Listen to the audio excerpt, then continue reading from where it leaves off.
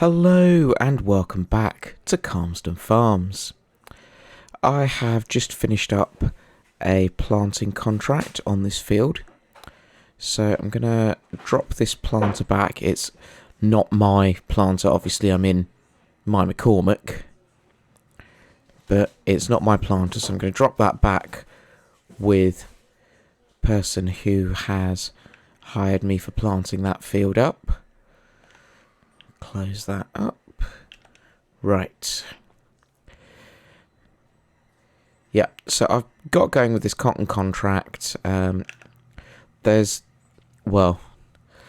been trying to get some work done over at Robert and Julie's farm, but we had a bit of a chat about what to do, and we're going to try and sell some machinery. But in order to do that, we need to have some work done on the farm first. So it's kind of juggling bank account balances and what have you, and what they've got left in the bank, what we can have done. I think it's this way. Whew, bit of a tight corner there. Yeah, so I'm going to head over there in a bit. There is a tree that has been taken down on the farm, and I need to go and chop that up and collect the wood, and that's going to go on our pile by our carpentry. The whole contracting issue is something we need to try and sort out, because the issue is, obviously, contracts a lot of the time, unless you're like me, an independent contractor, they want you to have your own equipment. Like if you're a farming contractor, if you're another farm coming in, they want you to have your own gear, really. But the equipment we've got access to isn't great. And if it's me and I'm using my equipment, then I'm effectively an independent contractor doing an independent contract somewhere. So I'm not quite sure how that works. We'll have to see. It might be that we can get on and get some fertilising contracts done, because obviously Rob and Julie have got slurry spreader. They've also got a manure spreader hiding in a shed somewhere. I think we might have already popped past it. Anyway, I'm just gonna pop this back off with its owner. I was expecting a right turn there. Okay. I'll have to work out where I'm going with this. Is it in here? I don't know. Right, I'll work out where I'm going with this, and I'll meet you back at the cow farm.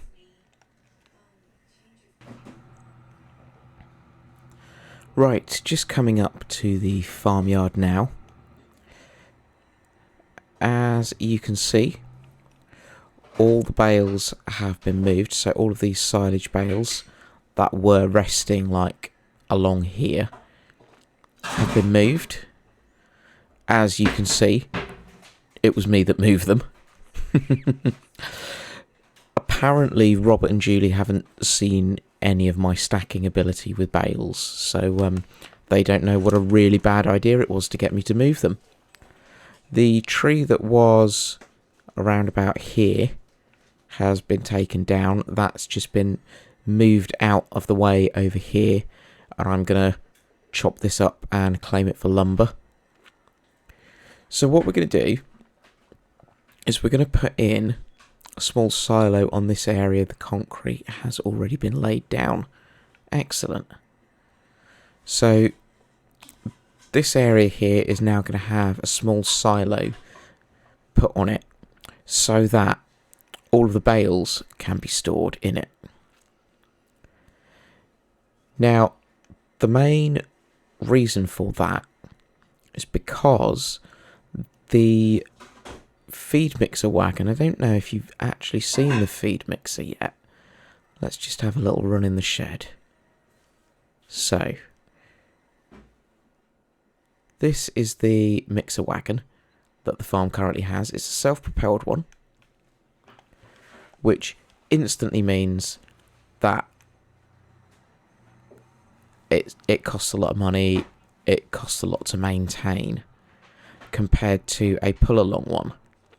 Now, in the days when the farm was running full steam, I can understand that you'd just want your herd manager to be able to sort himself out without having to wait for a tractor available. Now, however,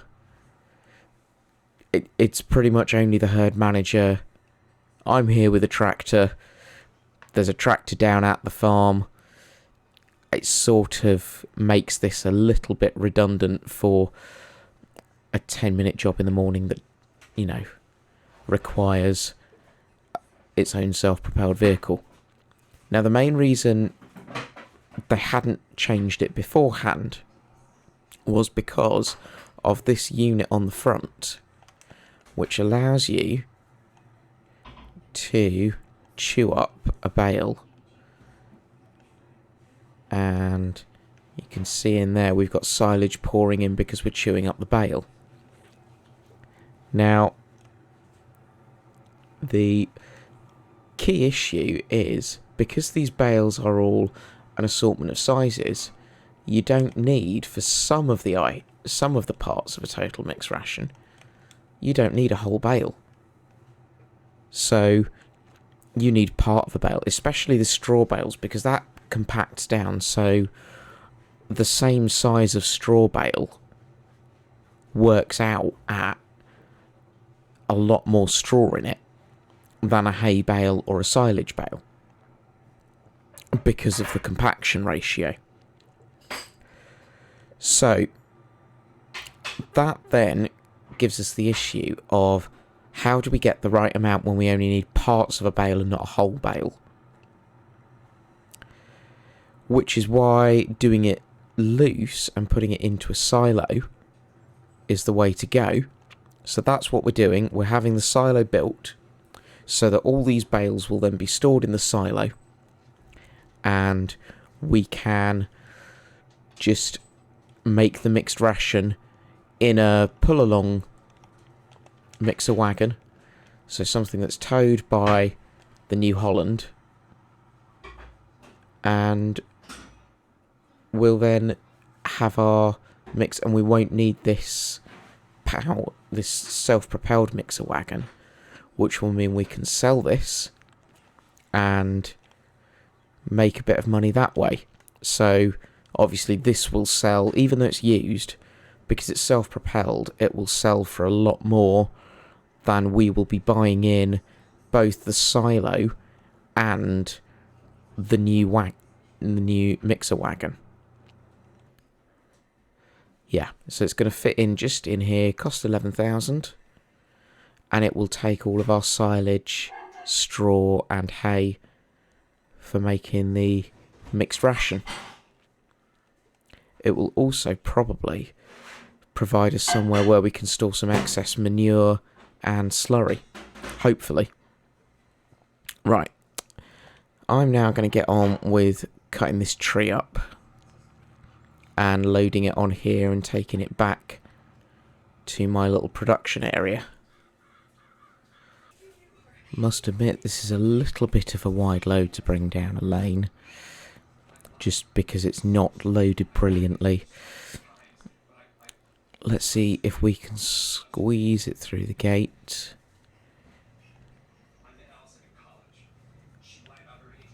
There we go. Oh. Right. I'm going to get all this dropped off next to the carpentry. We still don't have any space. Well, the day is chugging along fairly rapidly.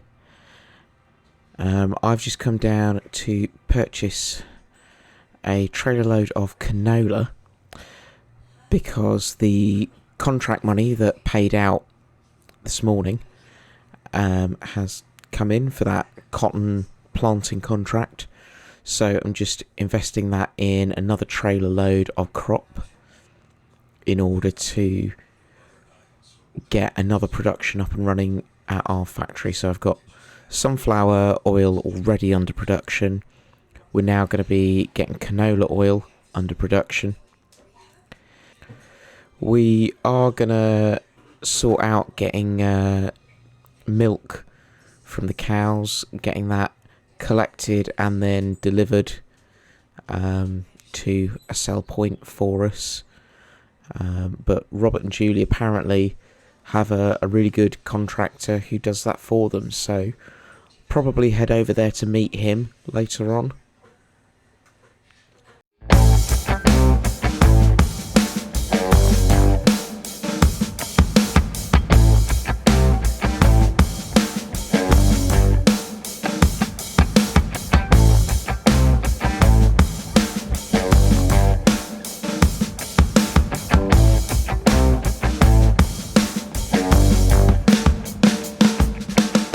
So this rig here belongs to Scott, who is Robert and Julie's oldest son. He has set up his own heavy haulage business and runs that. He actually offered, when they were really struggling, he offered the business up as collateral, but Robert and Julie wouldn't accept that. They weren't happy with the idea of their son risking his business for theirs that wasn't going well, which I think is incredibly admirable. But it does mean that he does a lot of the hauling away, so stuff like when there's a tanker of milk needs taking down to the dairy, he will pop over in one of his trucks and do that. If they've got a piece of machinery needs delivering from a long way away, he will do that. If, for example, they have a piece of machinery, say, I don't know, a self-propelled mixer wagon that needs taking back to the dealership because it's being sold, he will come and he will do that for them on a low loader.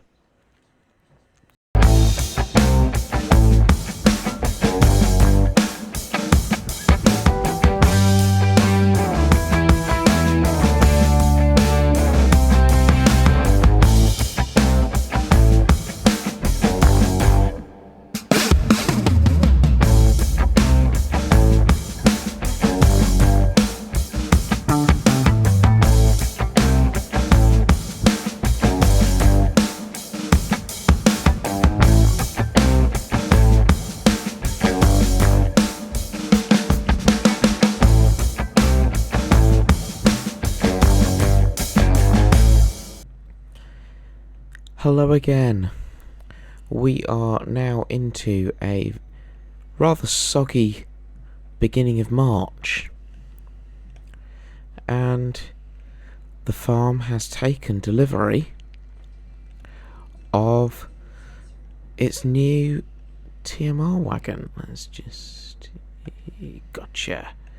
Right. Let's pull down here. And what I'm going to do for now is we'll get this out of the way. We're going to have to shred some more bales. We did get all of the silage bales shredded last night. Ooh, that's a big bush there. We got all of the silage shredded last night. So it's just the hay and the straw that is left to shred. The silage is all stored in the new silo. Looks good, doesn't it? It does stand rather tall. But that's now got all the farm silage in it. Let's go and get that other mixer wagon loaded onto the truck, and then Scott can head off with that and get that sold. So after the sale of the milk yesterday, stood at £104,186. After a small amount of spending, so the spending on the silo and also on the new mixer wagon, the balance was then at 48,000. But because of the interest on the loan kicking in overnight, current balance is standing at 44,980. This is not going on straight. Right. Okie dokie. Right, we will get that sent off once Scott's just having a catch up at the moment. So he will come back and he will deal with getting rid of that. I'm going to get some bales shredded in our new mixer wagon.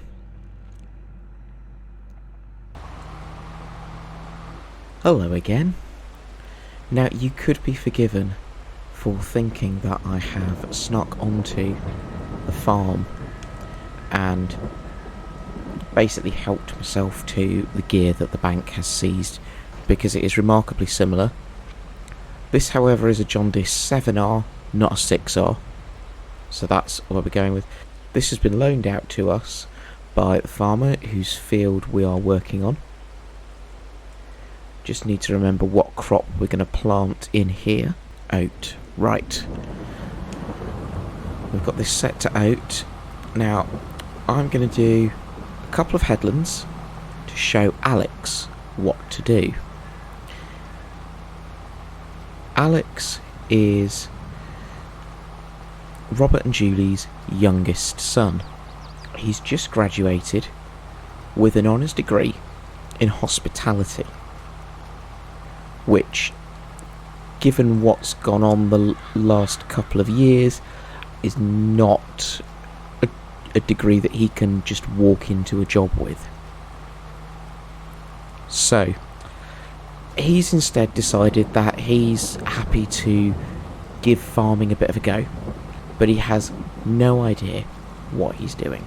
Robert and Julie only bought the farm after he'd gone off to university, as it was a kind of project for them to take on without any children in the house anymore. So even kind of popping back at holidays and that sort of thing, he's just not been involved at all. So I'm going to show him the ropes, show him what to do, and we figured this was a really good way of getting around the whole contracting issue, because as a contractor to Robert and Julie's farm, I am just teaching Alex what to do. Alex is the one who is actually taking on the contract on behalf of Robert and Julie's farm. So we figured that's a good way of working out. Alex is happy to help out because, you know, it's a potential viable career route for him. So that's about where we're at. So I'm going to show Alex what to do with these couple of headlands and then leave him to get on with doing the main land work on his own and see how he gets on, and I'll come back near the end and just help him neaten up any awkward little bits that he hasn't managed to get.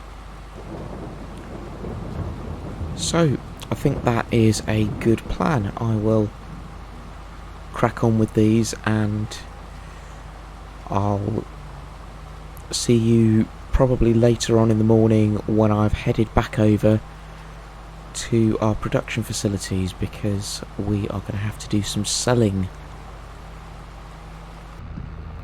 Hello again. So I am just on my way up to one of the sell points. I've got the flatbed on the back with a load of our production on it. We've produced 5 pallets of sunflower oil. I'm quite impressed. I will probably go and reinvest the money we make from this back into buying some more sunflowers. And just on our right here is the field that we've got the contract on. So there's Alex just out there in the John Deere with the Vadestad drill. And do you know what? I'll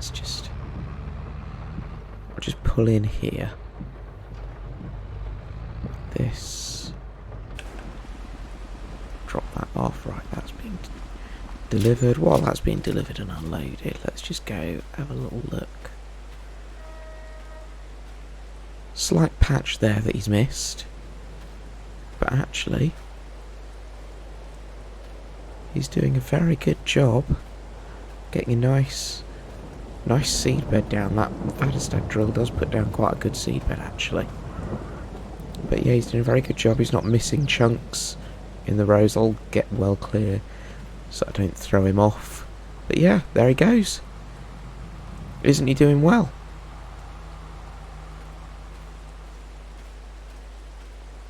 Right. Go and hop back in our tractor. Now that has earned us a nice little 30,000. So our total bank balance is currently sitting on. So I'm going to head to the main store and pick up another load of sunflower. I might also as well look into some other sort of production, maybe 1 or 2 greenhouses, because they're always quite good for producing lots. And I think we're also going to need some sort of shelter or barn or warehouse for putting all of our pallets as they come from productions, because this was a really good month for selling sunflower oil. That's why I've just sold it.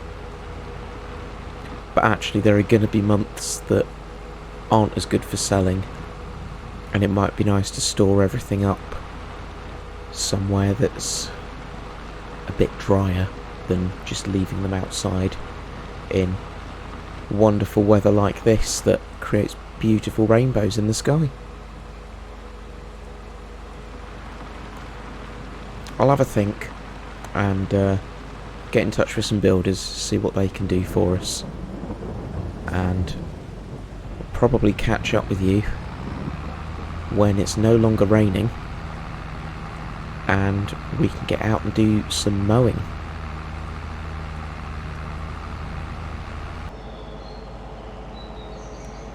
Hello again.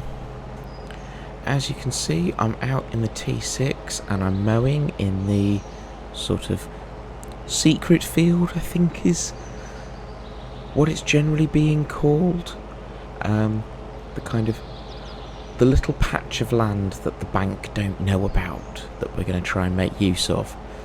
So we're mowing the grass off so that we get a cut of grass from it, and then we're going to come in and plough it all up. That's probably going to be next month that we get around to doing that. So I have, along with Darren today, Darren's been running the T6 doing the mowing.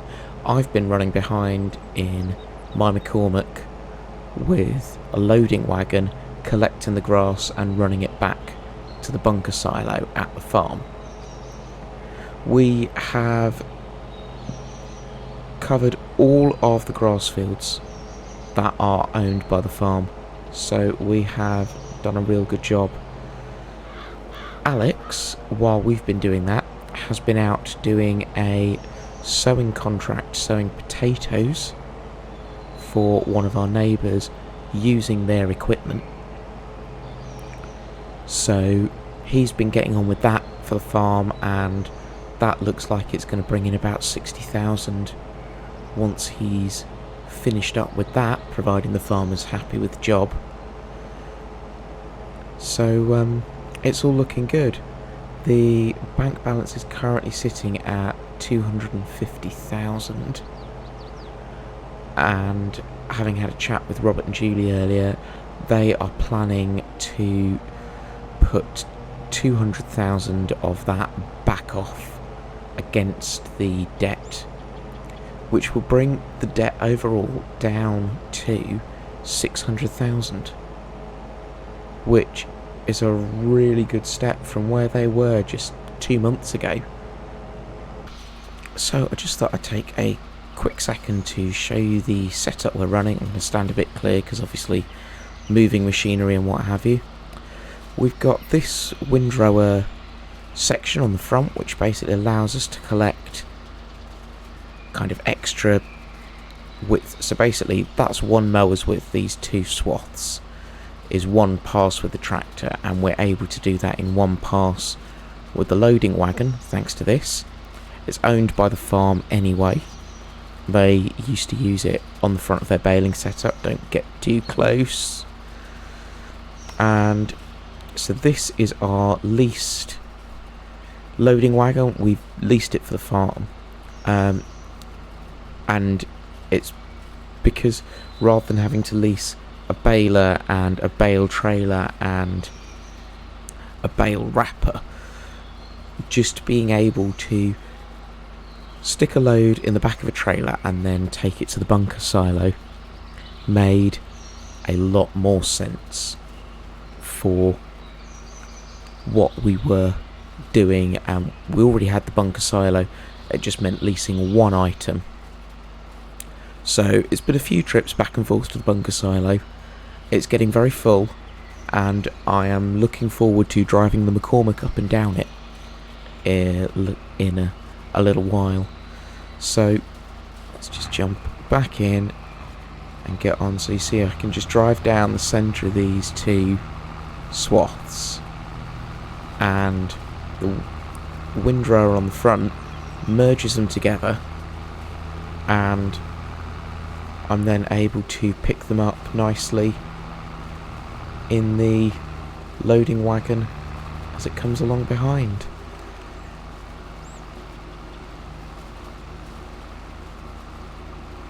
Alright, edge those swaths, swing it round, and carry on down this way.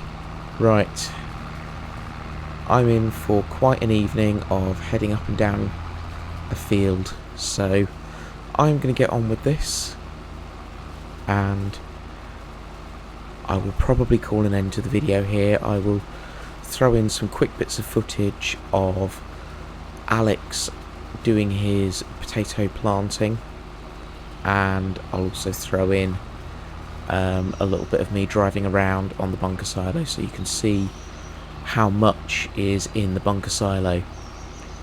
Stick it in the comments, get your bets in for how full you think that bunker silo is going to be, and I'll shout it out at the start of the next episode, which will be in April.